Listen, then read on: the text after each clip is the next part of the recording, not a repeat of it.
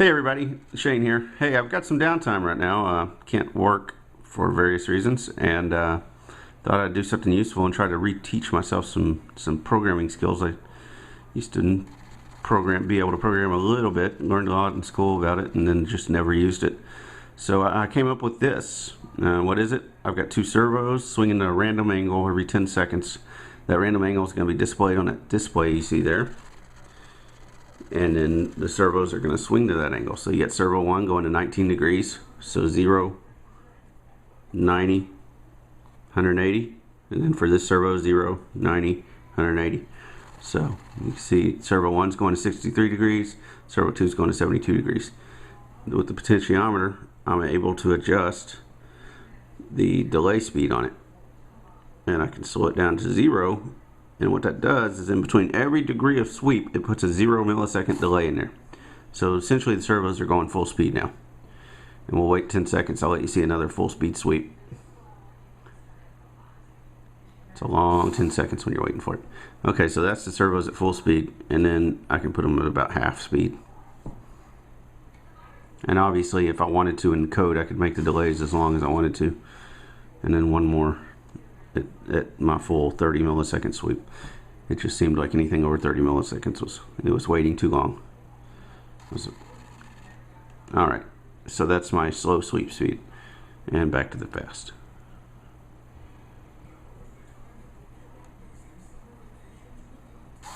And there we go. Alright, so yes, I know it's not very useful, but I wanted to learn how to program this little board I'm going to show you here in a second. And this is my version of Hello World. So let's see the guts. Woo, my wiring mess over here. The Arduino Uno is a development platform for the Atmel microprocessor. And the Arduino is a neat thing. They have a simplified programming language. It makes it easier to program, easier for non-programmers to program through something they call libraries. For instance, the servos I've got running in over here. The servos are controlled by pulse width modulation. So you have power on red, and then ground is black, and then white is a pulse width modulated signal going to the servo. Basically tells the servo where to point. And instead of having to code all the stuff for the pulse width modulation, you just call a servo library. So in the top of the program you say include servo H, and it includes the library for servos. And that allows you to be able to, within the program, say put servo 1 at 90 degrees, and servo 1 comes out of pin 12 here, goes to the servo control line, and is automatically pulse width modulated to put the servo at 90 degrees, greatly simplifying the programming. And it's the same thing for the serial LCD display. This is by SparkFun Electronics. What they've done is they put a microprocessor on a standard LCD display, and made it, instead of having to hook up all these lines, all these gold traces you see here, all you have to do, whoop, I'm trying to follow there, all you have to do is hook up power, data, and ground. So I've got, of course, ground, and then data's coming in and coming out of the UART port on the development board. Transmit, or it's standard serial out. So all I've got to do is send serial information to the display, and it displays it. There is a library so that you can use these pins here. The problem is this is a pretty simple microcontroller. It doesn't have that many lines. You can see if I used all these lines, I would use up most of my digital ports. So it's pretty slick to be able to use a serial output to your display. I'm only using one line on the microprocessor, and really I can multitask that line if I needed to, so it's not even completely dedicating that one line to the serial display.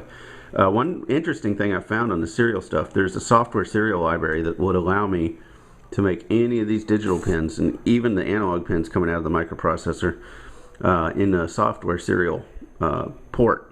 And that's how I started off. I originally had the software serial library included, and I was up here on one of the digital pins and driving the display, and it was doing the same exact thing up here. What I did notice, the servos, when the software serial library was running, were really jittery, and there was noticeable jitter in them.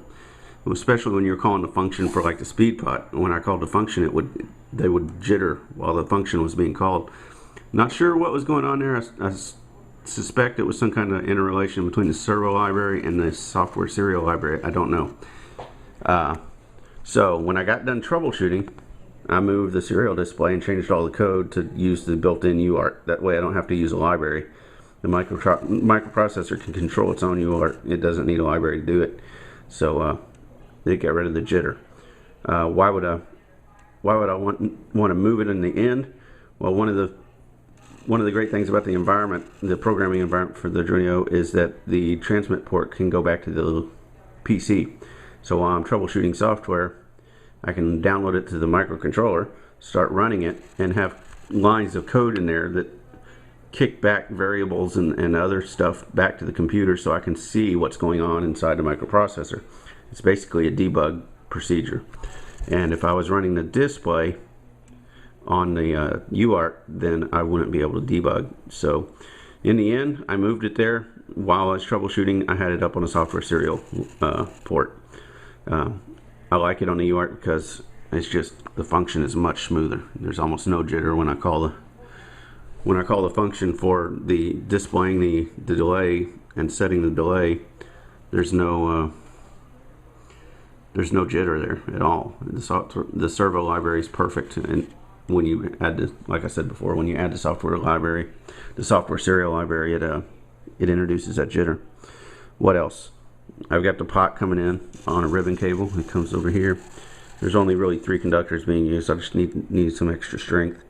And it's hooked to ground, one of the analog ends, which is an analog to digital converter in, and then it's hooked on this little bus here I have for positive. That's 5 volts coming off the development board. The real magic's done here. So it's positive, ground, and then the sweeper on the pot, the variable, is coming into A1. That gives me an analog voltage into the analog to digital converter. The microcontroller changes that, and I take those values and of course map them for the delay. I think that's about it.